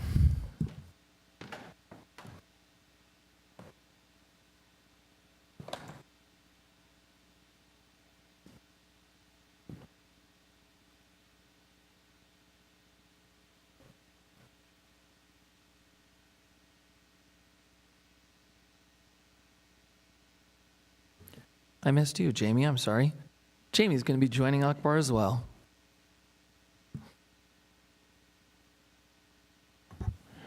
Thank you, Councilmember Taylor, members of the City Council. Tonight the City Council is being asked to consider a purchase and sale agreement of 1868 Thousand Oaks Boulevard. We are here tonight as a result of a rather long but successful negotiation between city staff and the property owner, and we'll go into details on the purchase and sale agreement shortly. A little bit about the property first. It's located along Thousand Oaks Boulevard, just to the west of City Hall here. The two closest intersections along the boulevard are Dallas Drive to the east and Los Feliz to the west. It is surrounded on three sides by city property and by public right-of-way to the north. This is a photo of the property. It sits on 0.25 acres or 10,800 square feet. It has 16 parking spaces and a trash enclosure. It has a two-story existing medical dental office currently. And I want to just share a little bit about the zoning and general plan designation. It's designated commercial neighborhood in the general plan. It's zoned under the Thousand Oaks Boulevard specific plan, SP20. There are two existing easements on the property. One is a reciprocal access easement onto Teal Boulevard. That's where the curb cut is on TOB.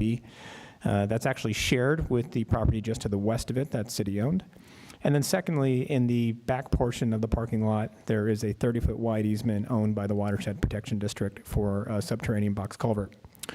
And then lastly, this property is within the proposed downtown project area as noted in the draft EIR that is publicly available.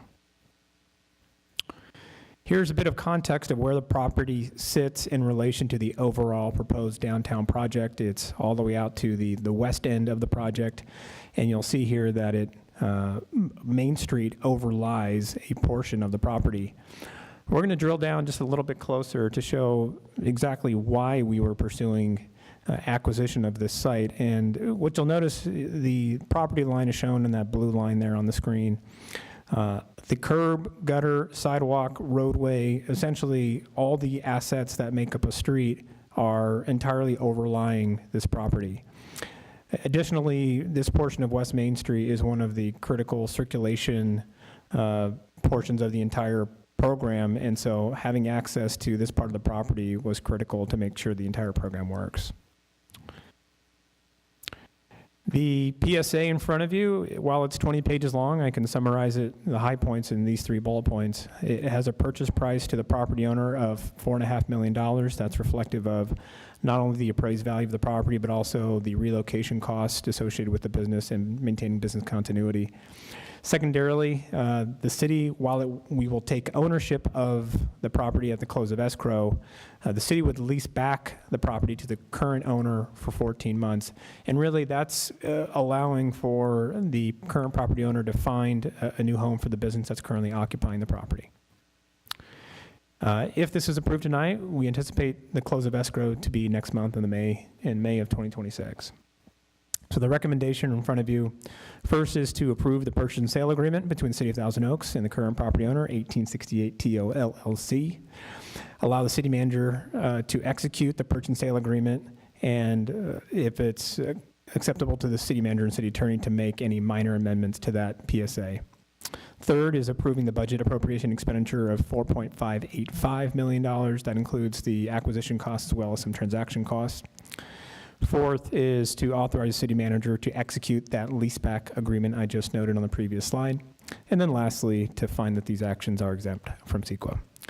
If there are any questions, staff is available. Thank you. Thank you, sir. Do we have any questions? All right, no questions, no speakers. Would anyone like to comment or motion? Mr. Adams. Okay, what do we have here? This is 10C? What am I? 12C. 12C, got it. All right, I'll move 12C and staff recommendations 1 through 5. Can you please call the vote?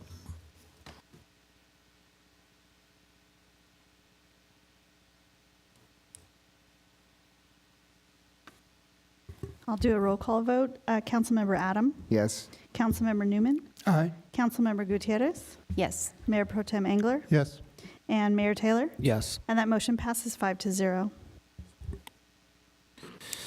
All right, we are rounding third. Next is our council member report on 2 recent meetings.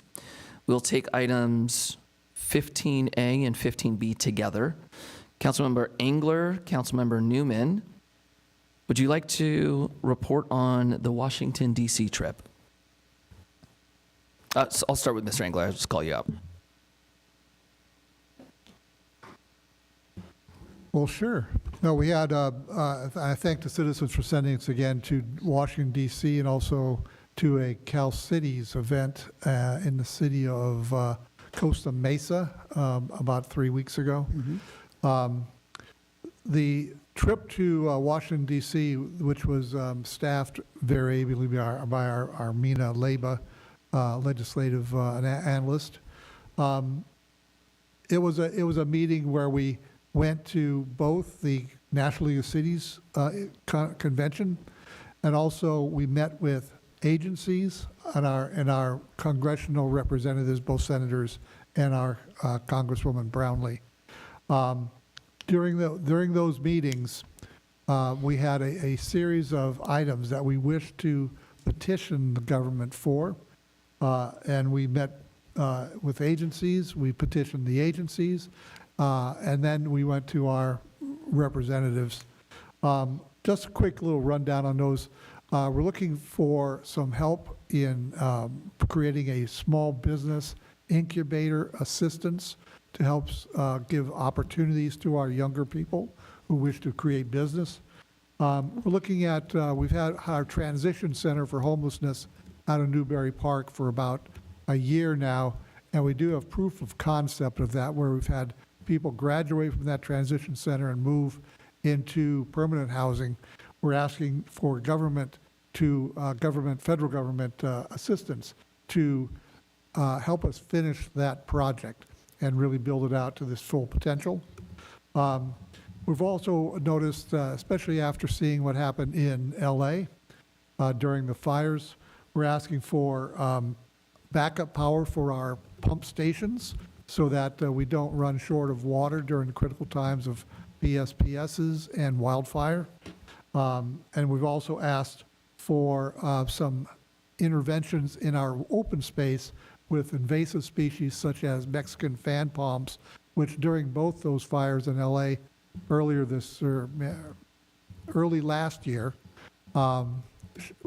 those palms were very instrumental in spreading the blaze. So we want to make sure that we get those out of our open space, especially those near our homes.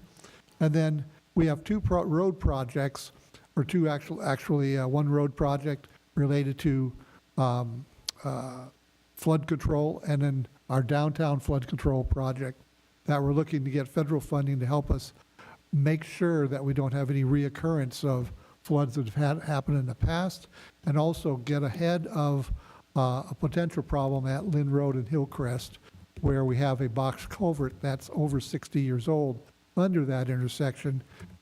Vital intersection, by the way, for evacuation, both north and south, east and west out of town.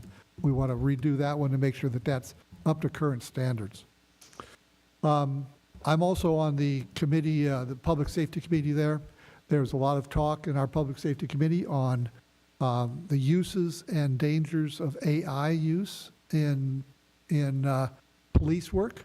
What type of guidelines should we try to have legislators give us on that, and also some of the benefits of AI in crime prevention and law enforcement. We also talked about enhancing the profile of 911 as drones become more and more prevalent in law enforcement. The use of 911 to dispatch those is going to be vital, and we wanted to get ahead of some of the legal issues with that as well with our legislators. And then we had a seminar, actually a joint committee, looking at immigration and the effects of immigration enforcement with community resilience, community stability, and then public trust of local law enforcement, and how to balance those two items out. So that was the DC. And I had to leave before the League of Cities event, but we did get to speak to some of the departments together and our representatives. And I felt like we got a lot done. I felt like it was, I'm very hopeful that we're gonna get some approvals on some funding coming from some of the stuff that we're asking for. Some of the things that we heard, which is really encouraging, is you guys are doing a great job getting ahead of things. So that was some cool feedback on our end. For the League of Cities Spring Policy Committee meeting, do you want to give us an update there, Mr. Newman? Yes, thank you, Mayor. This was attended by Mayor Pro Tem Engler and I. Mayor Pro Tem Engler serves on the Transportation Committee. Is that? Transportation, Communications, and Public Works. Thank you for filling that out. I appreciate it. Just a general comment on why we go to these conferences. We are an active participant both in the League of California Cities and in the National League of Cities, as Mayor Pro Tem Engler just reported.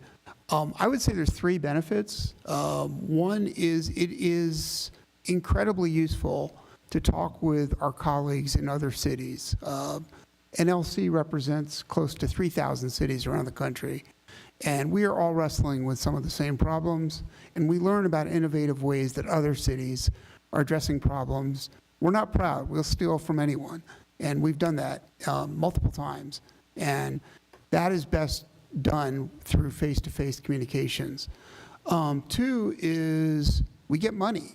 We go to Sacramento, we go to Washington, and when we are there, this has actually happened, we might be asking for a small pot of money for some project, but just by virtue of being there, we learn that a much larger pot has recently opened that we might be able to utilize to benefit residents here. So the financial benefits for our residents and businesses far outweigh, by far, many multiples, any cost of going to these events. And then the final thing is the power of collective action. If the city of Thousand Oaks were to write a letter to Sacramento, or certainly to Washington, and saying, we're against this, or we're for this, that might get 2-3 seconds attention before it goes in someone's trash can.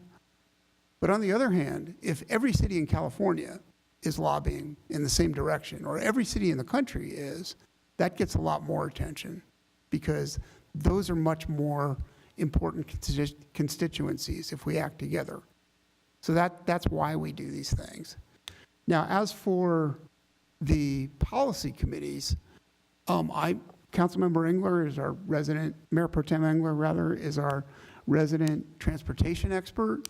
I serve on Cal City's Environmental Quality Committee. One of the interesting things we discussed there, among 5 different bills that are pending right now, it has to do with how much energy that utility companies are required to buy and when they have to buy it. There's something called, in the energy world, called resource adequacy, or RA, meaning if you're an energy provider, the state regulatory framework requires you to have adequate reserves, so when there's some peak spike in demand, there's enough energy to meet that demand. Pretty simple concept. However, currently on the energy spot markets, where prices change minute by minute, the state requires all utility providers, including the Clean Power Alliance, of which this city is a member, all utility providers, Edison, PG&E, Clean Power Alliance, doesn't matter, all have to buy 1 month worth of energy, even if they only need 1 hour. So a really good analogy I heard at the meeting is, it's like if you want a glass of orange juice, why are you being forced to buy the entire crate? And that's essentially the problem that we face. It makes your utility rates higher. There's a bill pending right now in Sacramento, SB 1138, that would reduce the regulatory restrictions. It would allow utilities to buy energy from one another, number one, which they can't do now, it's somewhat limited. And number two, more importantly, is to buy in much smaller increments, including that 1 hour, if that's what's needed. So these are really good. These will reduce costs and ultimately will benefit you as ratepayers of utility companies. It also happened the week we were there that the original sponsor of the bill, I'm not sure why, but they needed to walk away from the bill.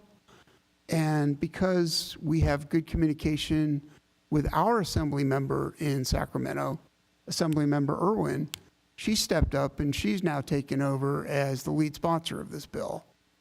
Now, we think there are clear benefits from this, and that's why the Environmental Quality Committee voted unanimously to support this. So I hope that support will carry a lot of weight. I hope SB 1138 will go forward.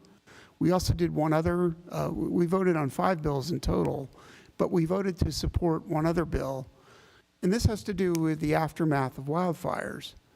Currently, there's this complicated regulatory framework where any toxins, batteries, asbestos, other toxic stuff after a wildfire has multiple frameworks, multiple sets of tests for what is and is not a toxin. This bill aims to streamline that and to have one set of regulations regarding toxins. That's an improvement. It means that folks who have been burnt out from their homes in wildfires will be able to rebuild faster. It will allow those who are removing waste from wildfire sites to be able to move faster. It will allow people who manage landfills to be able to move faster. We're not reducing safety in any way. There will still be a set of guidelines about toxins. We're not changing that. But this will simplify and streamline regulatory framework. And that's something that members were in favor of, and as the city's representative, I voted in favor of as well. Thank you, Mr. Mayor. With that, would you like to maybe move both items? Thank you. I'd be happy to. So I will. Wait. Sorry, Mr. Engler. Sorry, let me just, because I know this was a topic that came up, some public comments about a month or two ago, having to do with e-bikes and usage of e-bikes. There is a lot of legislation being proposed about e-bikes, everything from creating a licensing system for the different type of e-bikes to reducing the amount of power some e-bikes can have, to requiring school-age kids to have instruction on how to use an e-bike. So I just wanted to get it out there that the concerns that were voiced in our meetings a month or so ago are being worked on at Sacramento right now. Thank you. Mr. Newman. I appreciate Mayor Pro Tem Engler bringing that up because it reminds me of two things. Number one, I failed to echo his appreciation for our legislative affairs manager, Mina Leba, who ably shepherded these bills in Sacramento, in the Cal Cities meeting. And also, she produces a monthly legislative update, and it calls out these e-bike bills. And I'm hopeful these and other stricter legislation will start to address e-bike safety problems in a more unified way. So with that, I will propose or move that we pass items 15A and B on the agenda based on staff recommendations. I was about to ask Ty or Al if we left anything out. All right, thank you, boys. All right, we have a motion. Can we get a vote? And that motion passes 5-0. Thank you. All right, next is City Manager Drew Powers with some announcements. Thanks. The only announcement is that 2 weeks from tonight, we will have our next City Council meeting. It'll be held over at the Grant R. Brimhall Library. It will be our annual priority and goal setting session. We'll also receive the Community Attitude Survey results from our survey researcher. That'll be on the 28th of April. Thank you, Mr. Powers, and I will now adjourn this meeting.